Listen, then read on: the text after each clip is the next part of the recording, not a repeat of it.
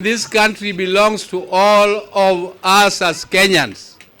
We don't want to destroy our country. Me, I support Gen Z because I'm also Gen Z. But I would like to advise that the political class does not seize the agenda of the Gen Z for their own purpose. Let the Gen Z put their agenda up, and then let us try our best to solve the issues which are being raised by our young people without killing them.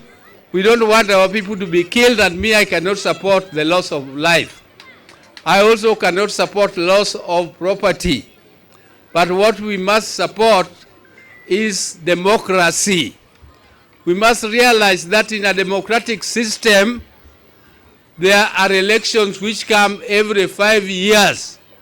If you are given mandate to serve, you serve as within the 5 years given to you by the Constitution.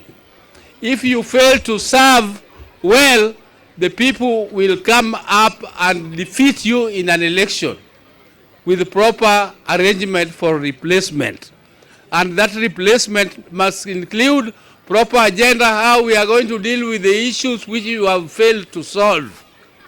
That replacement must include how we are going to deal with the issues of unemployment, issues of development, to grow our economy faster so that everybody can have plenty in their hands within our ability, within our boundaries. But those changes which we have to make after 5 years, it does not include picketing and rioting and demonstrations. Demonstrations are not a means to change systems. Demonstrations are a means to express opinion which you don't want to accept. People want to show you through demonstrations.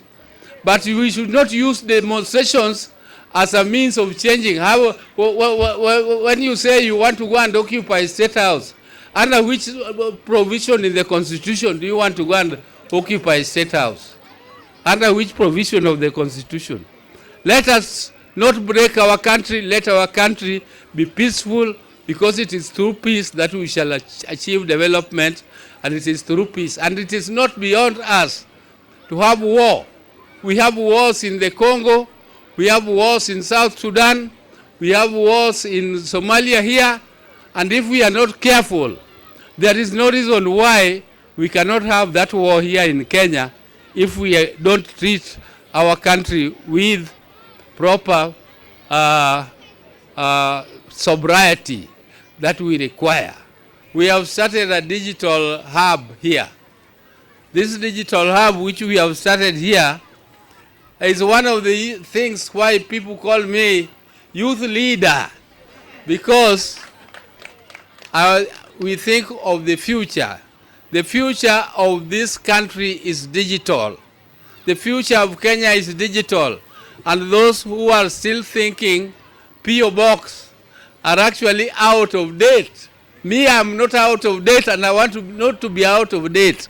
Until the time you will take me down here, I still want to keep to the standards of the moment. Because this is a project which is being sponsored by our Siaya Community Digital Hub, and we have computers which we cannot use in the hub because the hub is not all that big. So we want to, and we have solicited it from our friends who have donated some of these computers. So we want to use this opportunity to distribute them all over Siaya County. But we have started with Bondo, where the community hub is based, and we are going to continue. So right now we are distributing about 40 of them, but we shall continue with this program. So 40 goes. We are hopeful that this is going to impart some knowledge of computers to our students, because the whole world is going digital, and we would like our people not to be left behind. We would like our people to embrace technology. We would like them to embrace IT, intelligence, artificial intelligence, and we want to them to start from early stages when they are still in school, so that by the time they go to university, they are already quite acquainted with the basics of the technology, and they can continue to develop further. But we also have our own hub here in Bondo, where students who are at the university or are already graduates, teachers from different institutions and schools can come and improve their skills, and where we also train people to acquire jobs without digital jobs, without necessarily going to knock the doors of the offices to get jobs. So this is something which we are also doing separately in the Siaya Community Development Hub, and the work is quite advanced, and we are soon going to be issuing certificates to those who graduate from our institution. And already quite a number of students have benefited.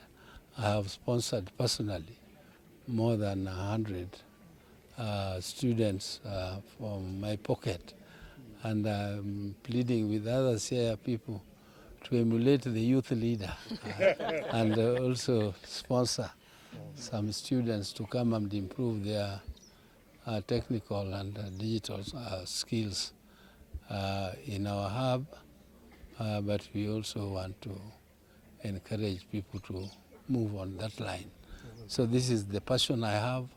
I have the passion for our children, for their future, so that they can embrace technology for development and also for employment. This technology is now creating a big arsenal of information and also employment opportunities, particularly what they call the business outsourcing wing of our hub. That is a wing which actually employs people. It employs young people who will be doing business of big corporations in America, in Europe, and even within our country.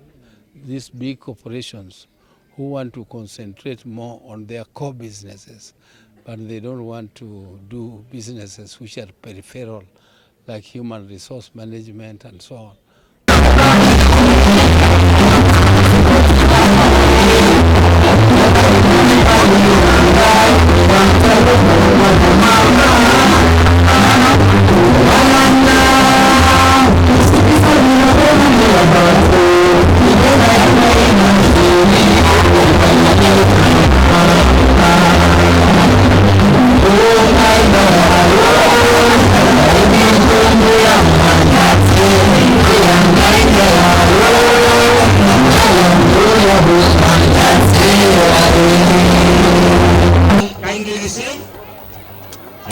Shika msaidie kushika.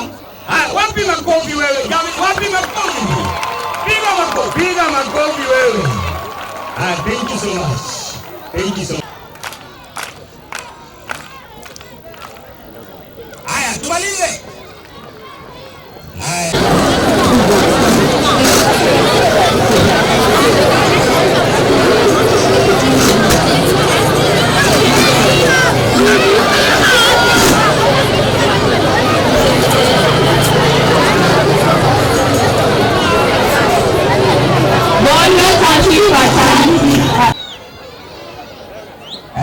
Kazi yetu sasa ni kupiga makofi,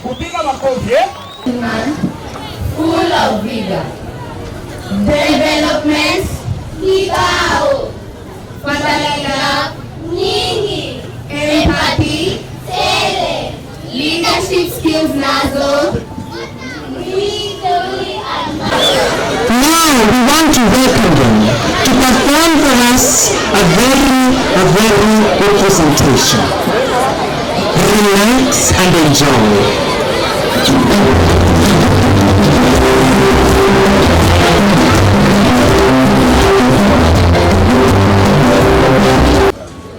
Buy us even a second-hand bus.